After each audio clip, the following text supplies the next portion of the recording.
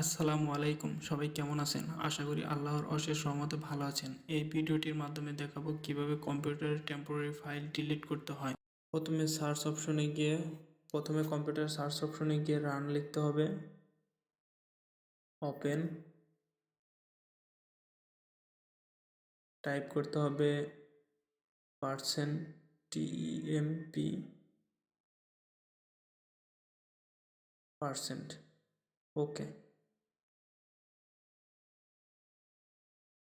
এই ফাইলগুলো ডিলিট করতে হলে Ctrl+A, কিবোর্ড থেকে ডিলিট বাটন প্রেস করলেই হবে।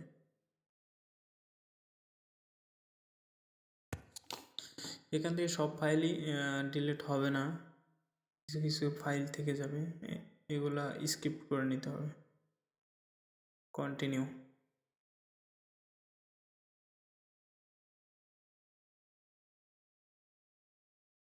এখন এই ফাইলগুলো আর ডিলিট হবে না, স্কিপ করে রাখতে হবে।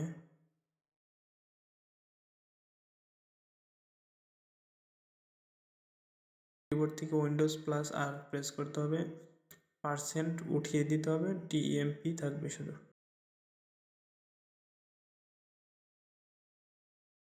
ওকে, অথবা ইন্টার।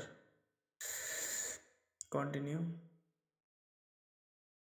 পূর্বের মতোই Ctrl+A দিয়ে সিলেক্ট, কিবোর্ড থেকে ডিলিট প্রেস করতে হবে। স্ক্রিপ্ট।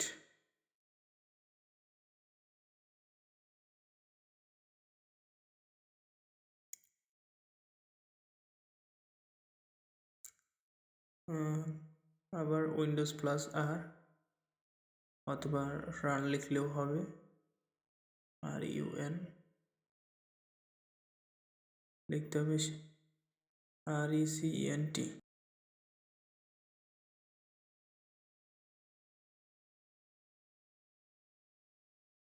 পূর্বের মতোই Ctrl+A, ডিলিট।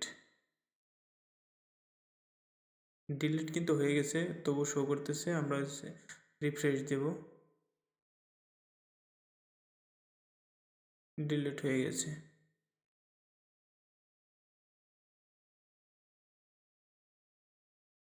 এরপর পুনরায়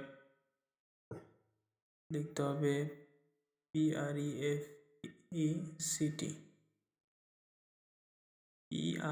PREFECT, সেম।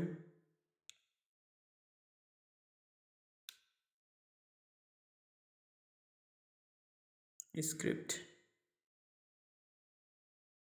Refresh, delete. আমাদের কাজ সম্পূর্ণ হয়েছে। এখন রিসাইকেল বিন থেকে সব কিছু ক্লিন করতে হবে। ইয়েস।